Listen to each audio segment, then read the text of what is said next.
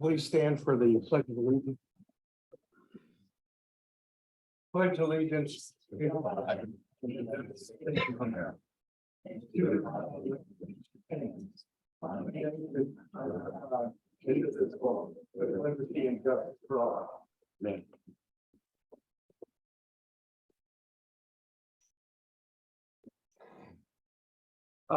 Let me take a brief roll, trustees. We can start. Well, that trustee King, Present. trustee Maria, Present.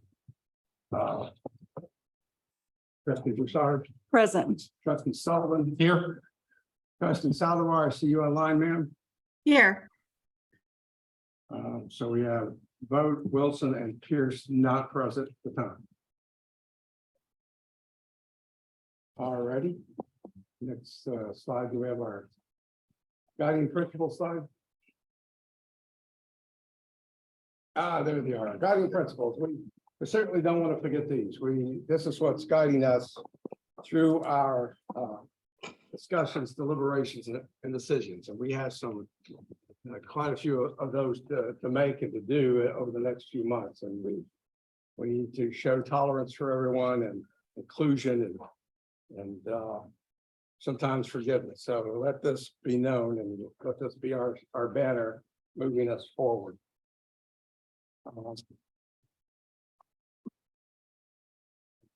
Chancellor, has the workshop meeting been posted?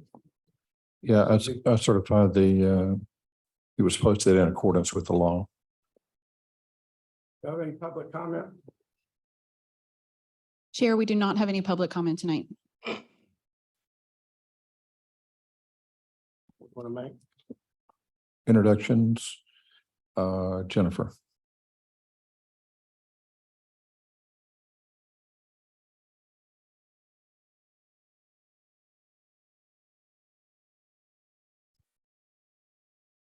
Good evening. I would very much like to introduce Christy Van. She is joining Lone Star College as of this past Monday was her first day. She is a senior associate vice chancellor for administrative services. The prior incumbent for this role was Bridget Johnson, if you were familiar with her. But we're very excited for Christy to join the team. She does have her doctorate in education from Sam Houston State University. And that is where she joins us from, is Sam Houston State University. She had been there since 2006. Her latest position there was Associate Vice Chancellor of Auxiliary Services and Business Services. So while she was at Sam Houston, she had a long, good career there where she had upward movement. And one of the keys for us is that she has a background both on the business side of that institution and student services. So it's certainly an important mix for us in this role. So we're very excited to have her join us, and I would like her to be able to also introduce herself, please. Thank you. I'm really honored to be here and look forward to working with all the campuses and the presidents and under Jennifer's direction to make sure that we're working to continue all the great work that's been done. So thank you so much for having me. I'm honored to be here. Welcome. So board, I didn't have a thing to do with her hiring, but I know she knows her stuff because she's one of my former students. And I taught at Sam Houston in the finance class. So welcome. Thank you very much. I did use that as one of my interview questions. They asked how well I knew the budget. And so I said, I thought I knew it pretty well, but if not, I want to be clear though. I didn't have a thing to do. No, he did not. No. So Thank y'all very much. Thank you. Thank you. Any other? Yeah, I'd like to note that trustee Wilson has joined remotely. Welcome, trustee Wilson. Any other guests? Before we go into our workshops, which we do have some guests there. no. Okay. Before we go into the workshops, I'd like to kind of give an introduction. Do I have my slide? It's not coming. Point it that way. There it is. Back there. Stay there. Don't go anywhere. just so everyone is aware, the board has set out in a process to select a new chancellor. We certainly hate to see Chancellor Head leave, but he's deserving after 40 years of service to this district, and everybody should be appreciative of that. So we formed this organization to help us through the selection process. Just briefly, the Board of Trustees, of course, is the selection committee. We will make the final decision on our next chancellor, who that will be. We've hired a firm, an executive search firm, ACCT, who will present in a few minutes, to help guide us in that selection. And so far, they've been excellent. And you'll see, I think, after their presentation tonight, that I do, and I'm sure the other board members have full confidence in these folks to lead us. We formed a board search advisory committee. Trustee Kane has been so gracious to chair that committee with Art Murillo and Trustee Pierce and myself. And this committee's purpose really is to regularly interact with the ACCT folks and also our internal employee search advisory committee, as you can see at the bottom. And Jennifer Mott has so graciously volunteered to serve as chair of that committee. And thank you for that service. So this is how we're organized to move forward in the selection process. Can we have the next slide, please? This is the timeline. This is subject to change, let me say, because we are hot and heavy and trying to execute this on time. And we may have some delays and modifications to this as we go along. But right today, this is what we're executing to. Our next major activities on April 11th, where the Employee Search Advisory Committee will meet and be trained and give orientation as to the decisions they're going to be asked to make, and they will make those decisions. On the 12th, the board will meet in really a special session. It's an open meeting to consider a chancellor's profile, which is under development. And I'm not going to go through each one of these, but as a matter of record, it'd be good for you to know that this is our timeline, and we'll update this as we move forward. And if it changes, we'll certainly let you know. If any significant outcomes from this, we will let you know. All meetings that we have along this timeline are public meetings. The only time we will have private meetings is when we discuss specific candidates, candidate qualifications. That by law is kept confidential. But certainly we will let the public know of major choices and decisions as they're uncovered. So be assured that we are doing our job here, and we are moving swiftly to name the next chancellor.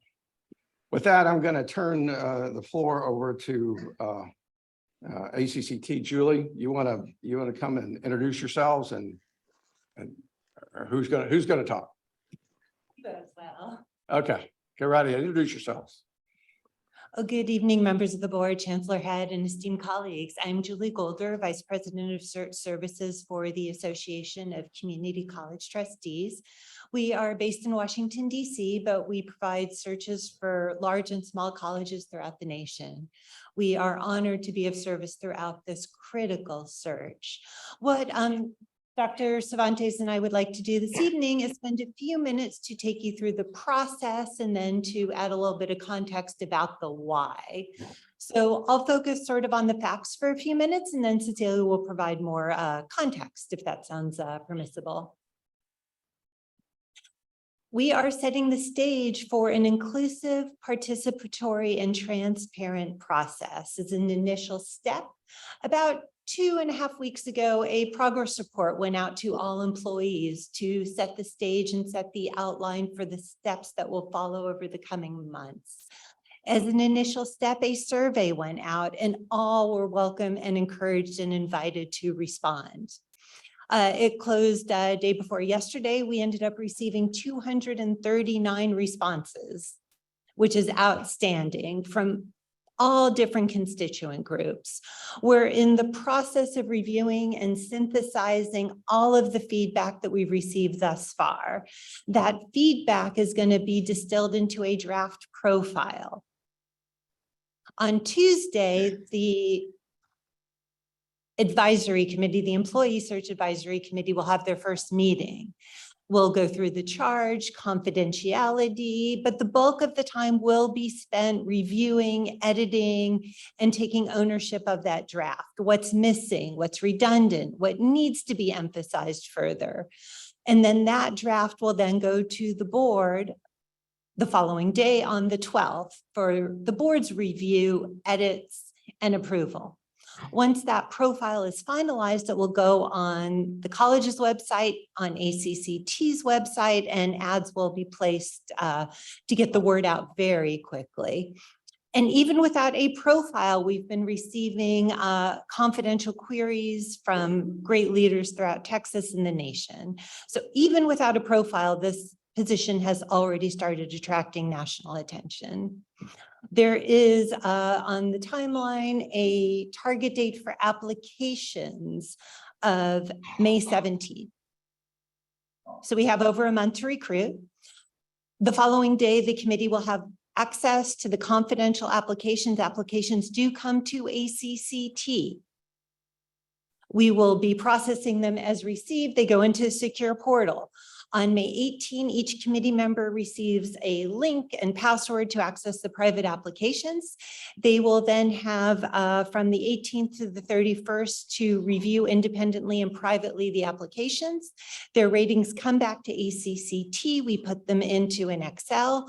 We sort it high to low, and that helps organize the conversation for the next time the committee meets in early June. The goal of that second meeting is to determine the confidential semifinalists. They'll discuss the candidates, but they'll be able to see based on the overall rankings where there was a lot of interest and where there isn't. So again, the goal of that meeting will be to select confidential semifinalists. Dr. Cervantes and I will be calling the candidates to get them scheduled. There are 2 days set aside tentatively, June 21 and 22, for those confidential first round interviews. Immediately following the final interview, the committee will deliberate to determine the 3 or 4 finalists. At that point, their charge is done, and then the board will really take ownership. However, the participatory process continues. Right now, the week of July 10 is set aside for the board interviews. There will also be an opportunity for the greater community to contribute, fill out comment forms. So by the time the board deliberates, the board will have college-wide feedback, your own interview experience. Meanwhile, we will be running background checks, extensive reference checks where the majority of calls will be to individuals not on the candidates list, so that you will have multiple pieces of information before you make the critical decision to determine your first choice candidate as chancellor. Any questions so far? Let me just state that these ladies will all join us in our closed session to answer any questions the board may have. So just keep that in mind. You'll have opportunity there. Yes, tonight. And I will turn it over to Cecilia to conclude the presentation. Thank you, Julie. Good evening, Chair Stoma, Chancellor Head, and esteemed board members. It's a pleasure to join you along with my colleague, Julie Golder. And just wanting to add a little bit to her in-depth presentation of the timeline, which really does follow the steps that we will follow, but just wanting to emphasize that it's a very structured process, and it's done so in order for us to really follow every step to ensure that we have a thorough, a transparent, a fair, and equitable process.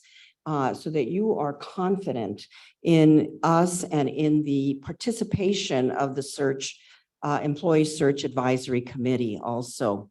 And that's why we're beginning with, on the 11th of April, beginning with the training and the orientation for the members of the Search Advisory Committee. We're sort of calling them ESAC, Employee Search Advisory Committee. An important element of the process is the fact that it is a confidential process, and each of the Search Advisory Committee members sign a confidentiality agreement. That it's so important to keep this entire process, the candidates, confidential, because it's a big position, a very important position, and these individuals that are applying are going to come from positions also of not as maybe a high level as Chancellor of Lone Star College, but nevertheless, you know, they're also coming with lots of experience, et cetera.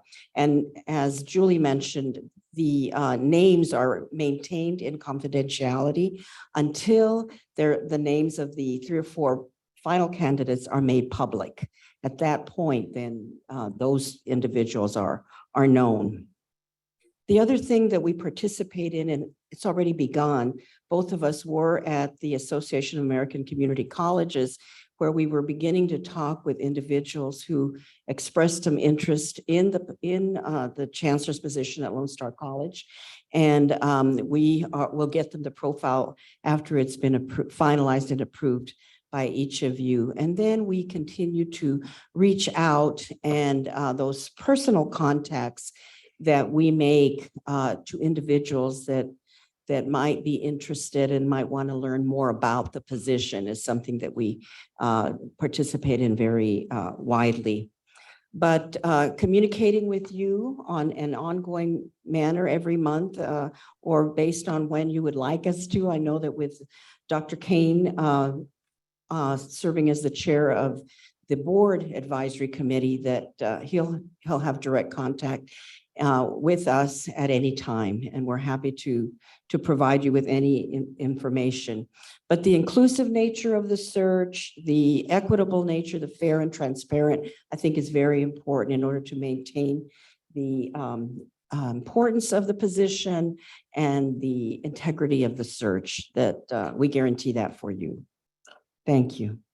Thank you. And just again, trustees, these ladies will be present in our closed session for open Q&A. So if you would hold those until that time. I want to thank you. Thank you for coming. And I want to say thus far, it's just been a pleasure to work with you folks. You're very professional, and you certainly listen to us and are attuned to our needs. So I think we're going to be very successful working with you. The next on the agenda, I would like to recognize Dr. John Burduff as the president of the AFT. They have taken some leadership, active leadership in doing a poll. If I understand, Dr. Burduff, you're welcome to take a stand. If I understand, you received nearly 700 responses to your poll regarding, I guess, the attributes of the next chancellor. Is that true, sir? Yes, that's correct. So with that, I'm going to turn it over to you to tell us what you've learned and what we should know. Thank you. First of all, board, I thank you so much for working me into the schedule. I'm here at the wrong time. You're usually seeing me in the public comment period, but I'm grateful to have a little bit more of your time to be able to share with you the results of the survey that we conducted. And I hope that the survey results that we have will be useful to you, to ACCT, to the hiring committee within the board and the advisory committee as well. And I have information that I'm glad to share all the details with everyone involved. As Trustee Stoma said, we back in February, approximately the time when we first knew that Dr. Head was going to retire, we initiated a survey of our own to inquire into the qualifications, the characteristics, the priorities that the employees of Lone Star College believe are important. So this is separate and apart from the ACCT survey, which I've also have had the chance to fill out and hope that many people did as well. So I'm going to share with you our results and let you see them. And I'm going to see if this works. It does. Wonderful. Fantastic. So our survey was conducted between the months of February and March. all Lone Star College employees were invited to attend or to participate. This was not just sent to union members. This was sent to all employees of Lone Star. So you'll see in a minute, we got responses from all categories of employees. All the responses were kept anonymous. The data was kept on not on an LSC server, not on an AFT server, but on a separate server, just in case anyone had any fears about anonymity or so forth. And we got a total of 668 respondents, which we were very, very pleased to see. This slide shows the demographics of the persons who filled out the form by percentage. As you can see, we got responses from all categories of employees: full-time faculty, adjunct faculty, full-time support staff, part-time support staff.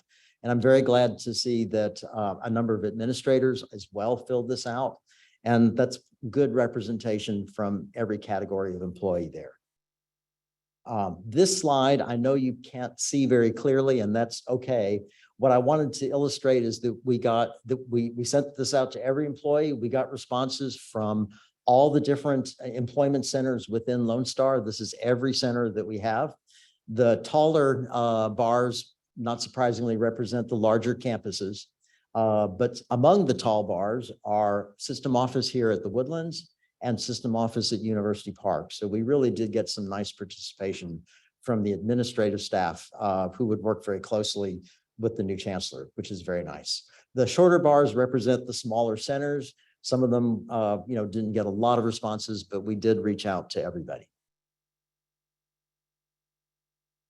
We first asked some questions that deal with the background or qualifications of the potential chancellor. And one question we wanted to ask was, how many years of college or university teaching experience do you think are important for a chancellor?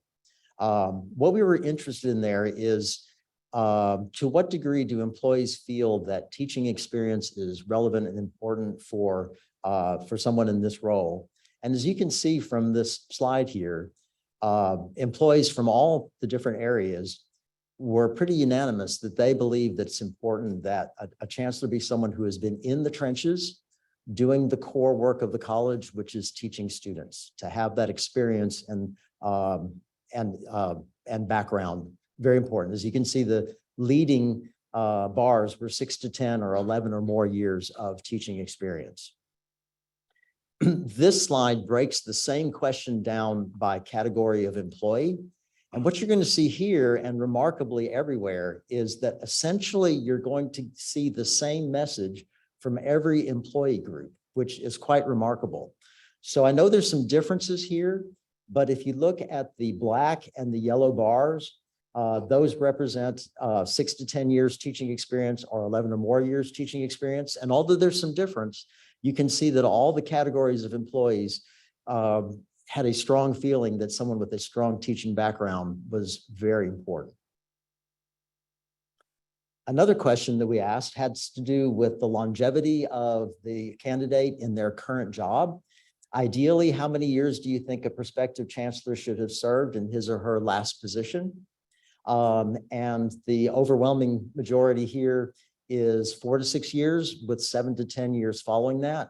My interpretation would be that employees are interested in people that are willing to make a commitment to an institution and spend a good deal of time there before going on, not a job hopper. This is the same question divided up in the different employee groups. And I think the unanimity across all the board, all the different employee groups is remarkable. The silver bar represents 4 to 6 years, and you can see nearly identical results, or very, very similar results from everything from our adjunct faculty all the way to administration. I think it's very interesting. Another question we asked, and we didn't know where this would go, but do you think a discipline-specific doctorate is an important qualification? And by that, we mean a PhD in history, like our current chancellor has, or a PhD in math, like I have, or a degree in educational leadership. Is any of that important? If you look at the highest level bar, that only represents 30%. So what we see here is not a great deal of consensus that this is an important issue. And if I look at how this breaks apart by employee group, I think you'll see kind of the same message. There's not really a great deal of consensus on how important that is. You'll see that full-time faculty tend to think just a little bit more that a discipline-specific doctorate is important. Some other areas think that it's less important.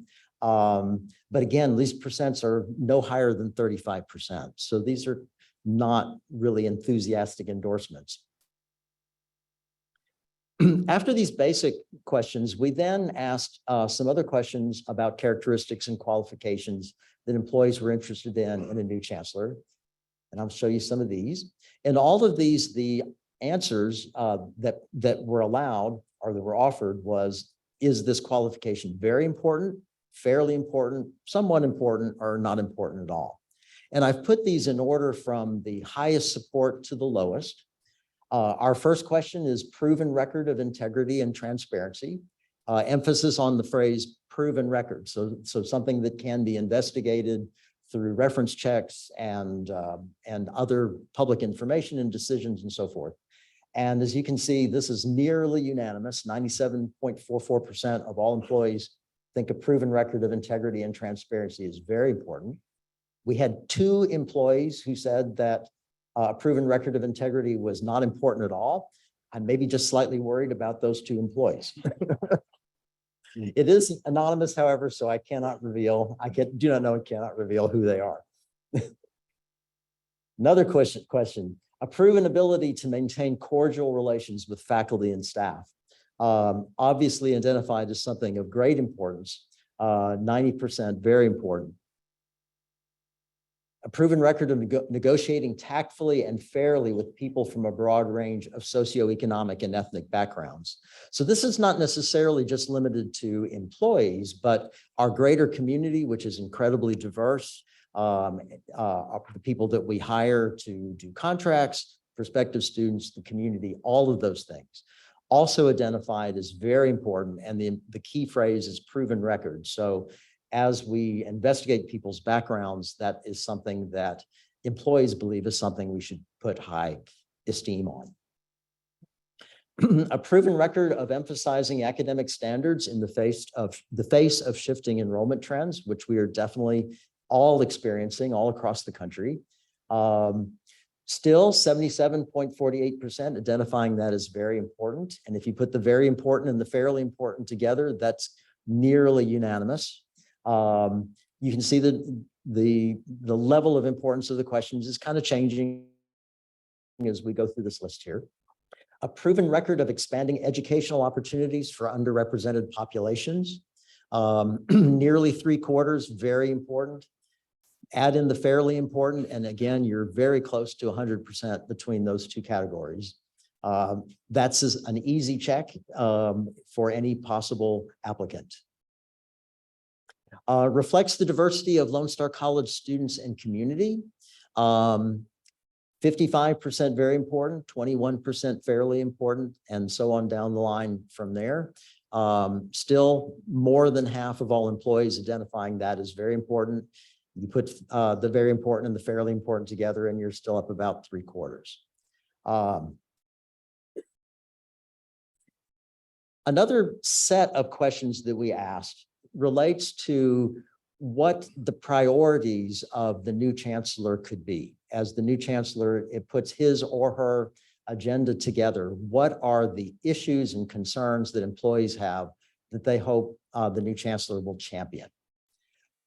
For these questions, we gave employees a list of potential priorities that the new chancellor could look at. They were asked to state the degree to which they agreed that each priority should be an agenda item for the chancellor. The options we gave ranged from a 1, which was strongly disagree, don't agree that that's a valid thing for the chancellor to look at. 2 is disagree, 3 is agree, 4 strongly agree. So from strongly disagree to strongly agree. We did a weighted average for each of these different areas for each question. And so just to kind of make the numbers make sense, If everyone who responded to the survey said that this item was so important, it absolutely had to be on the chancellor's agenda, then that question would get a score of 4, if absolutely everyone agreed. And if absolutely everyone disagreed and thought, oh no, that should not be an agenda for the new chancellor, then that would have been a 1. A weighted average close to 1 indicates strong disagreement, close to 4 indicates strong agreement. So again, I've arranged these from the strongest support to the weakest support, and we'll look at some numbers here. And there's more of them than this. This is just the start. These are priorities where the responses were very close to 4. In other words, something that is very important to employees in the new chancellor. Targeting pay increases to match or exceed inflation, engaging in meaningful dialogue with faculty and staff, supporting employees' rights to representation on matters of wages, benefits, and working conditions, enforcing due process rights for all employees, regardless of contract status, championing the college at the state and national level. All things that get enormous support. These also get support above 3. If you remember that 3 is agree and 4 strongly agree, anything between 3 and 4 is something that employees are uniting behind and saying, this is a priority. Respecting academic freedom, respecting faculty's prerogative in enforcing student academic integrity, responsiveness to the needs of the local community, expansion of remote work opportunities, increasing the percentage of full-time faculty. And then there's a couple more slides of this. Still, every number on this slide is still above 3. So in between agree and strongly agree. Championing diversity, equity, and inclusion. Investing in safe work and learning environments. Supporting the option to pay into Social Security. For the context of anyone who doesn't know, state employees like us, we don't participate in Social Security, but there is an option where if an employee chooses and the employee is willing, and if the employer is willing, and if the employee is willing to contribute, that person can also be in Social Security. So there's some support for that. Raising adjunct pay. Insisting that corrective action plans focus on improvement rather than termination. And before I go on, I meant to say this when I started. I didn't disaggregate this information by category of employee, because the amazing thing is that the results were nearly identical across all levels, whether you're talking about administrators or adjunct faculty. I'll show another slide that has this has some information disaggregated, but it's really quite remarkable that all employee groups pretty much are on the same page about a lot of these issues. This is the last slide of agendas. And I want to notice that as we get towards the bottom, we're getting closer to 2.5. 2 is disagree, 3 is agree. If a number came out to be exactly 2.5, that would be basically ambivalent. As many people agree as disagree. So lesser support on these as we go along. Offering separation incentive programs on a regular basis. Expanding dual credit partnerships with schools inside the Lone Star College tax district. Expanding dual credit partnerships with schools outside the LSC tax district. And finally, eliminating caps on the number of online hybrid classes faculty can teach. I particularly looked for that one, whether the answer was significantly different for full-time faculty than employees as a whole. And the amazing thing is that number is virtually the same for full-time faculty. So that is, I think, a very interesting observation there. And that's getting a little bit closer to the 2.5. We're still on the positive agreement, but not as strongly. The final question we asked was a philosophical one, and it really kind of has to do with the locus of power within a college system. As you know, the trend has tended to be towards greater centralization. I'm talking about across the country. More and more community colleges looking for more centralized organizations.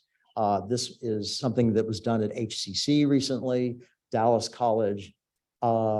Where do employees stand on the spectrum between an arrangement where the locus of power is centered at system office to versus being decentralized down to the campuses? So we let people sort of choose a place along a slider between 0 and 100. 0 would represent decision-making completely centralized at system office. So this would be approximately the model that we see at HCC or Dallas, where the individual roles of the colleges have been very limited or almost eliminated. And basically the colleges run from system office. 100 would be the opposite end of the spectrum.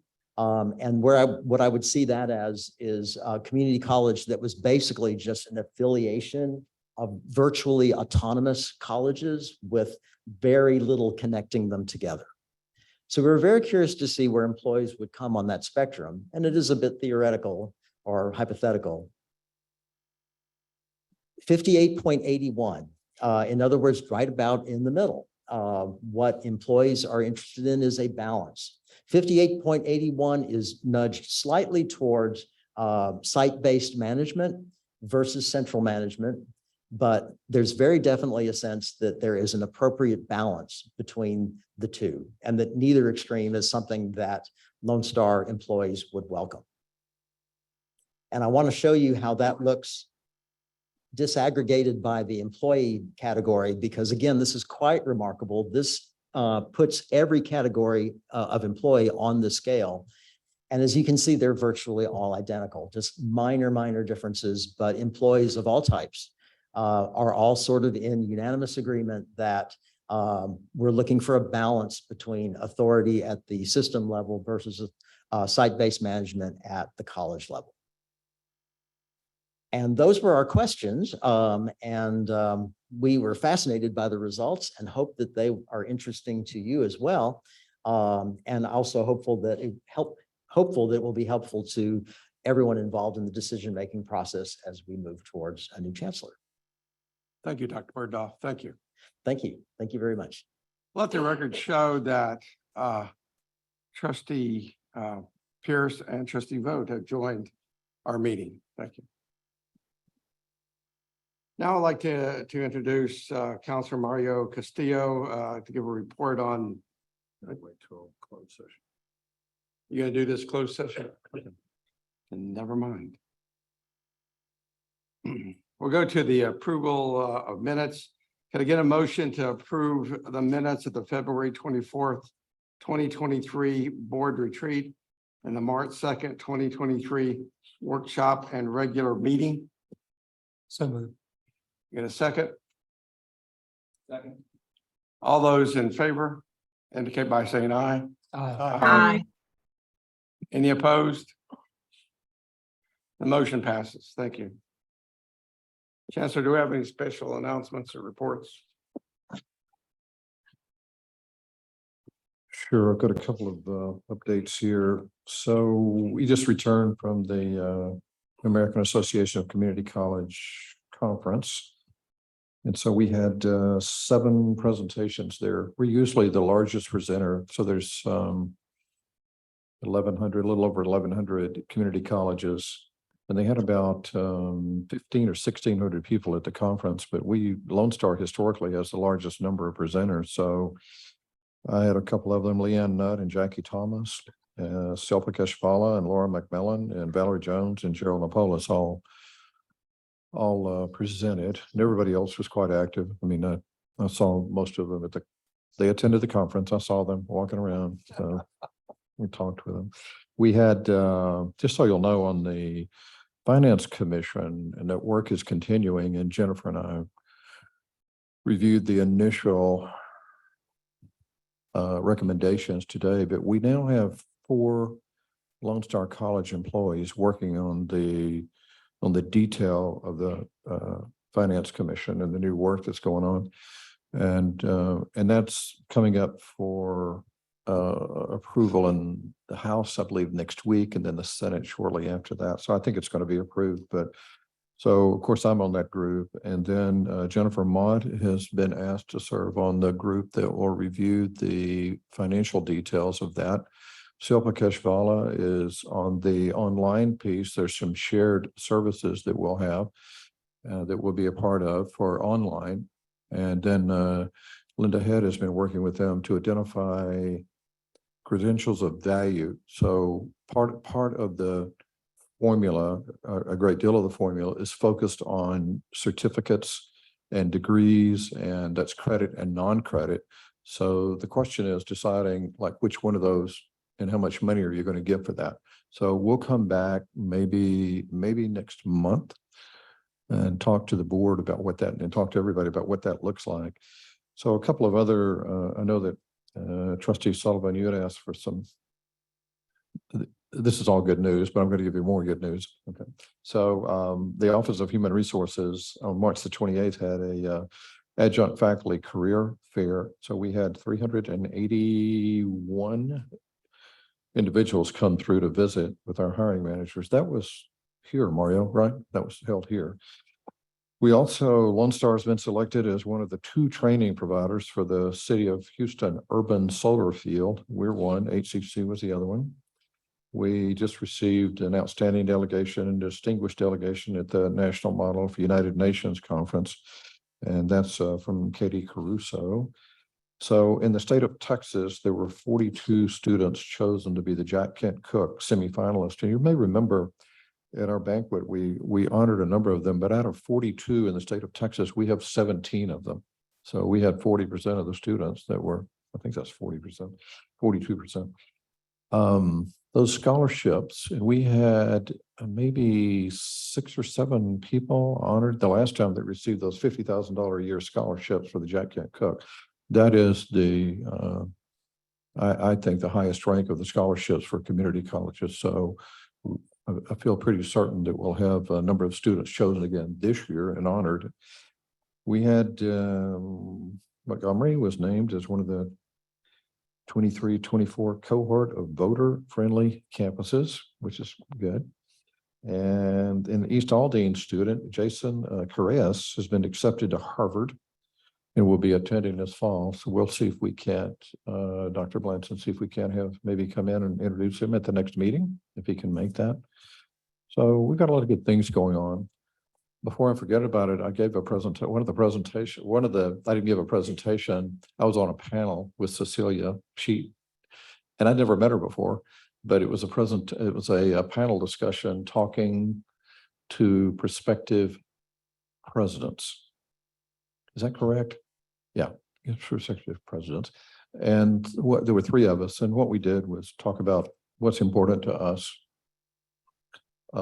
personally, professionally, what it's like being a CEO, a lot of work. And then we answered questions. I really enjoyed it. We answered questions. I like doing sessions like that. They ask a lot of questions. They're very curious about what your day is like and what issues do you face and how do you balance your personal and professional life. I told them I hadn't figured that one out yet, but it just is they're eager to learn. And so we had a small college, a medium-sized college, and a large college. It was a really good presentation. I thought, good panel discussion. So that's it. All right, sir. Chair Stoma, could I, Right, thank yeah. you for indulging me on requesting that we have some good news. Absolutely. And I think you hit it. I mean, that's exactly what I was looking for. Thank you. Students, campuses, recognition, awards, participation. It was perfect. So thank you for that. And welcome. I hope that- Absolutely. And I've requested that we have, one of these at each meeting. So you can hold me and I'm gonna hold Desiree responsible. We'll make sure we got something on there because it's deserving. It really is deserving. Without a doubt. Thank you very much. Absolutely. Thank you. Any comments on the faculty senate? No. I just want to say, I don't think it's been a long time since I can remember we had comments from faculty senate. They're certainly welcome to have a voice here. So just keep that in mind. They're pretty outspoken. They're usually, we'll put them back. I'm sure. Well, We'll let put us them hear back some on the good agenda. news. Yeah. Any reports from board members? Yep. Trustee Mario, Yes. got your mic on? Yes. Yes, sir. Okay, so Chairman Stillman and me, we attended the Governance Leadership Institute, strengthening the leadership team of the board. It was in at Delgado Community College in New Orleans. We participated in day-long sessions. There were some of the current and former board trustees who shared their experiences and offered valuable recommendations. ACCT did a great job at this, by the way. I know we had some people from ACCT, so they did a good job. Pass on the word. And topics included build a strong CEO, board relationships, succession planning for the board, the chair's role during a crisis, best practices of highly effective boards. Some of the key lessons, the role of the Board of Trustees in the strategic planning process. How does it work as a team to set expectations and manage conflicts? And I'm bringing this up because it was very timely and relevant to our current situation and our challenge. The overall theme was, in my mind, was communication is key. And the role of advocacy as trustees is critical.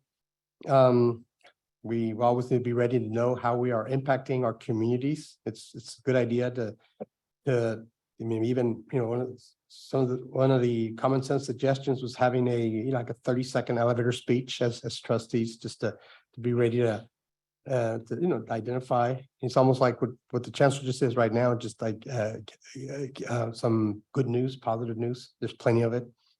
And overall, I think some of the benefits, I think the final, one of the strong messages or lessons, I guess, was the importance of board engagement.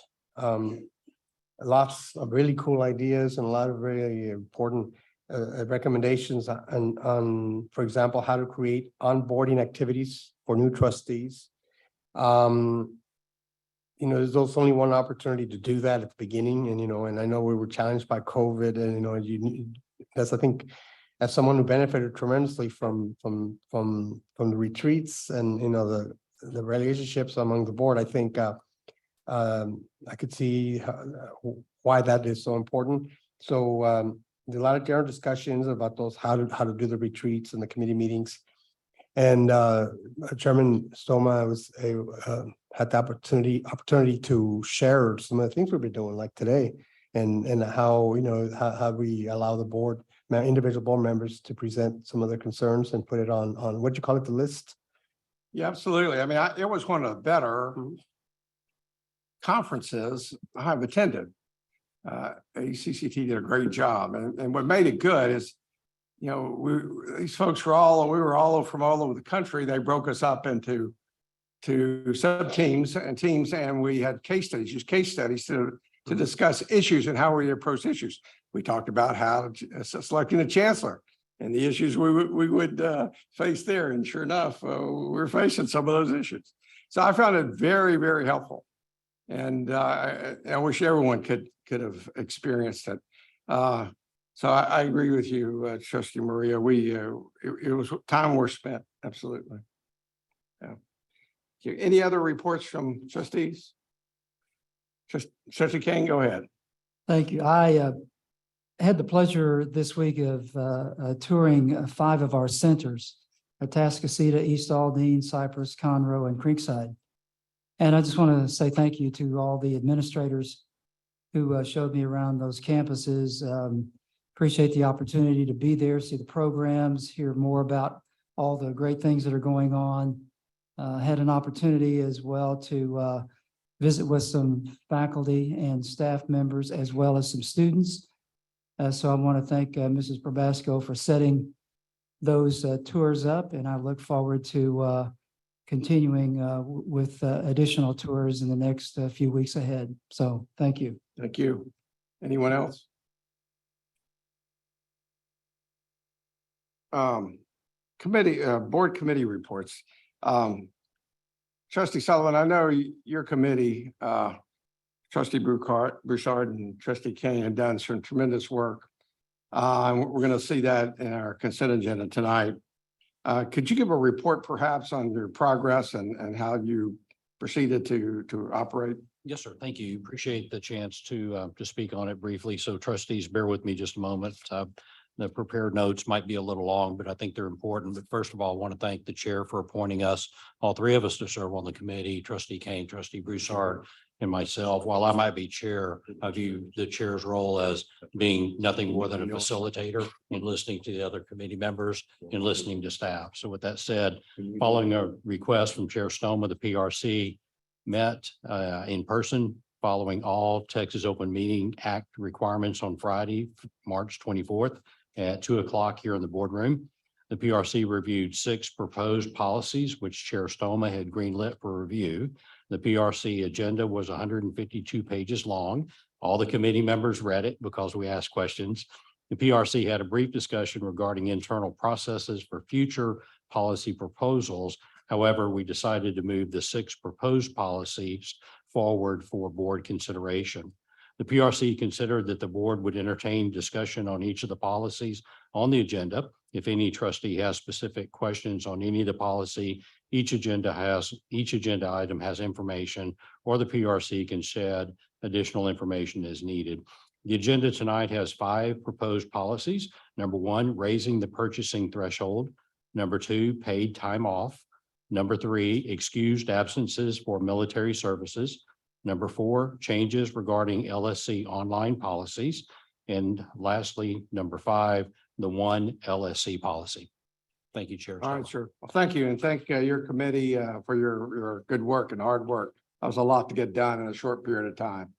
So thank you very much. Yes, sir. I've got one follow-up issue I'd like to report on. I believe it was trustee Saldivar, you had brought up a question at our last meeting regarding how our foundation scholarships publicized and applications solicited. And I reached out to Nicole Robinson, who furnished a pretty good explanation of that. And I did forward that to you, ma'am. Did that satisfy your question? Did that address your issue? It did. Thank you very much. Absolutely, absolutely. Happy to facilitate that. What's next? Recognizes the Councilor Castillo. My stop actually reminded me that I neglected something, so I apologize. We need new committees for the PRC. We have 2 proposed policies. One is for instructional contracts with non-accredited organizations, and the other one is for student admissions regarding DoD and veterans outreach. And so this is probably the most appropriate time to name a PRC for those 2 policies. If you don't mind, Mario, would you mind sharing those with me and let you and I have a discussion before assignment? Yes, sir. If you don't mind. Thank you. That way I know how best to handle it. Okay, any other comments?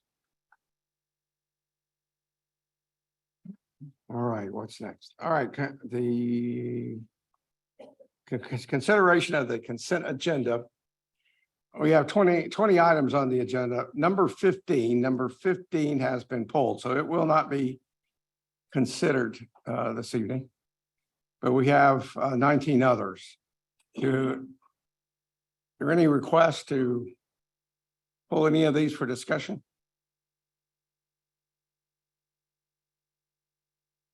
All righty then.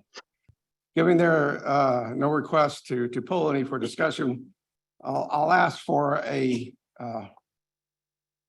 nomination to a motion to approve items 1, 2, 3, 4, 5, 6, 7, 8, 9, 10, 11, 12, 13, 14, 16, 17, 18, 19, and 20. Do I have a motion, please?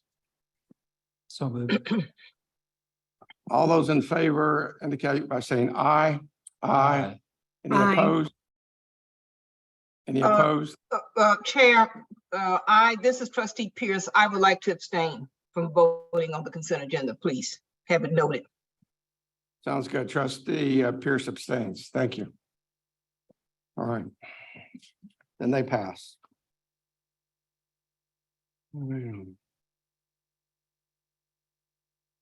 Any personnel report or considerations whatsoever? I'm sorry. Those are part of the consent agenda. Oh, I'm sorry. That's right. A financial report. Smart.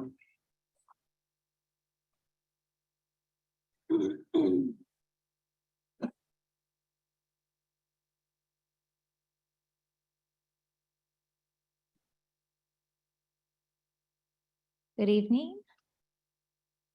Okay, yes, I am pleased to present to everyone tonight our monthly financials. This is for the month ended February 28th, 2023. Almost halfway through the fiscal year, not quite there. But to give this overview of where we're at so far, on the revenue sides, currently we have collected 340 million of our revenues. This is 80.7%.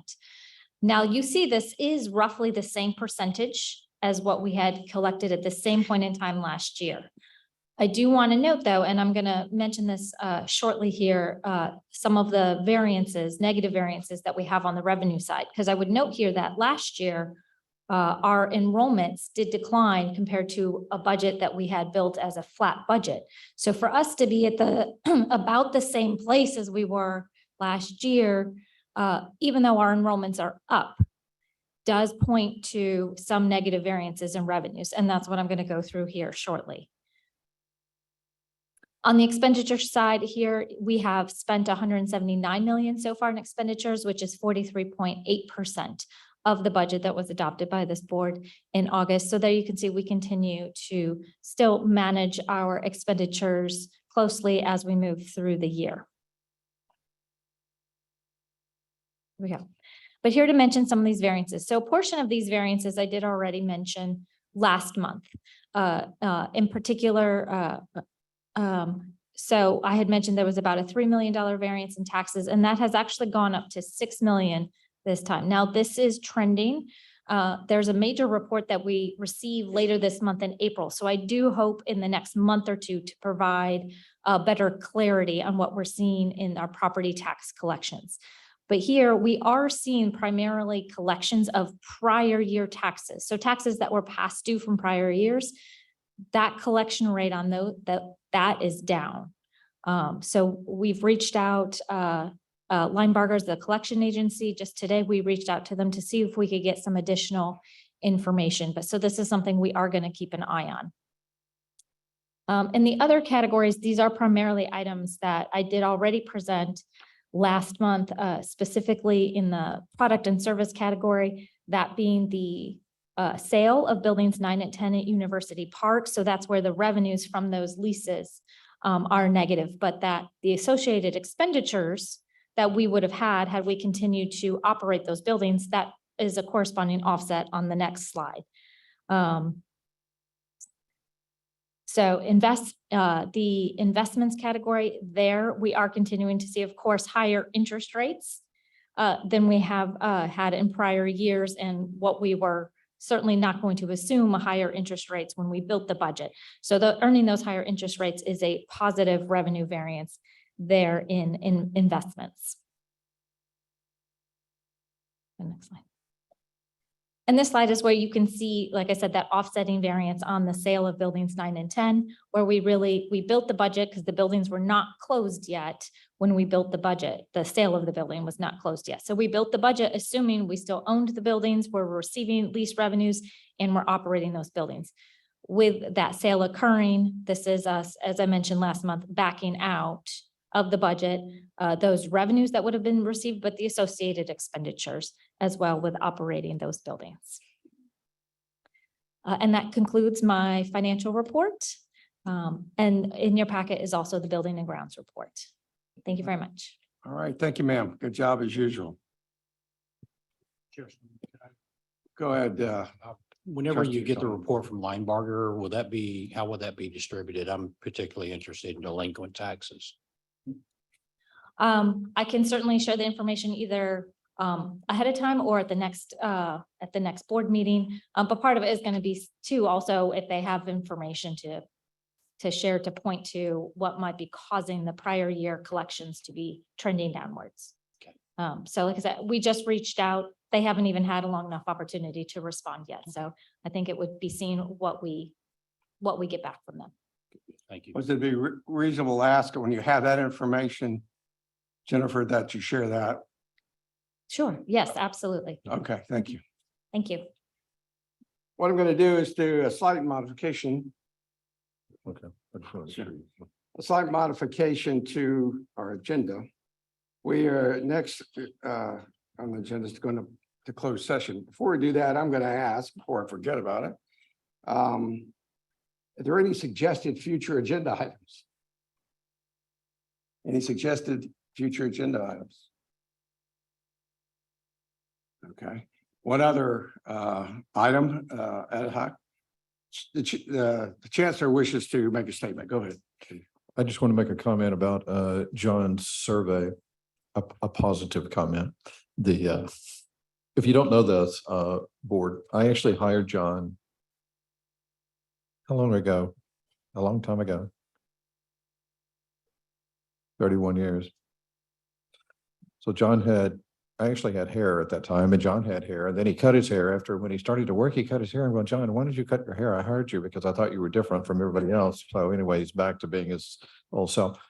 What's interesting about your comments was how consistent the answers were across the board. And the reason I'm saying that is because when I interviewed back in 14, thank you, I forgot the date, I've been working, in 14, the strategic priorities that we have, those came from all those interviews I had, and I went through 14 or 15 of them. And what I saw across the board was the staff, the faculty and administrators all agreed over, and the adjuncts and even the community agreed over what was important. It's like student success was at the top of that list, right? And academic and workforce, and keeping our business, our finances straight, the culture, and then the partnerships. Those things, those priorities that we stuck with all these years came from those interviews. But those came from the employees. So I was listening to you, and I think that's actually why we are what we are. Most of the people agree over what's important here. They do across the board. So thank you for your comments. So Yeah, good job. We are going to go into a closed session, and let me say, when we come out of closed session, we absolutely will not do any business. We will go reconvene, and then we will adjourn. So I do not recommend that you stay here unless you're going to watch TikTok or something on your phone. Don't stay here and wait for us. Oh, you can't. Wow, there you go. You can't do it anymore.